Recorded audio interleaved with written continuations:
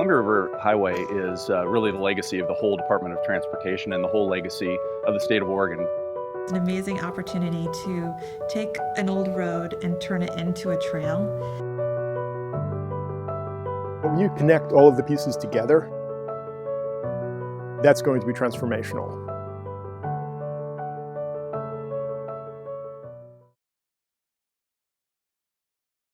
Mitchell Point was a real obstacle. This headland there that was hard to get around or even try to get over. When John Arthur Elliott had the bright idea of tunneling through Mitchell Point, people said, wow, he's unraveled this. If you look at what the original Mitchell Point Tunnel was, that was one of the reasons why people did the trip. They did it to go and see this tunnel. This tunnel was one of the wonders of the world. Unfortunately, in the 1950s, when Interstate 84 was constructed, the tunnel itself had been blasted away to provide room for Interstate 84. But the question is, how do you get through or around or over Mitchell Point today?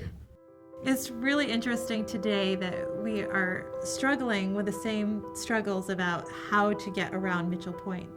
John Elliott, who was the engineer who originally designed the tunnel, he described how difficult it was to get around that obstacle. They looked at every possibility and they figured out that the tunnel was the only way that you could do it. And his analysis is still correct today. From a geotechnical perspective and an engineering perspective in general, the best solution for trail connectivity is to go through Mitchell Point. It's not going to be a simple tunnel. The first 150 feet of rock was likely fractured when they blew off the original tunnel. So the new tunnel will be set back into the slope, which makes it longer. So this tunnel that we are proposing is about a quarter of a mile.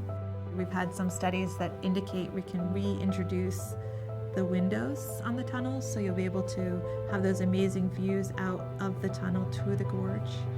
Our goals of reclaiming that are going to be the most expensive aspect of the state trail segments. But our hope is to one day be able to provide that experience. You have a series of nice day trips which will become an international destination when they're all hooked together. And there's a missing piece, there's a missing link. The tunnel is the missing link. Once the last 10 miles are completed, we're going to have an amazing recreational asset for the state of Oregon and for the United States.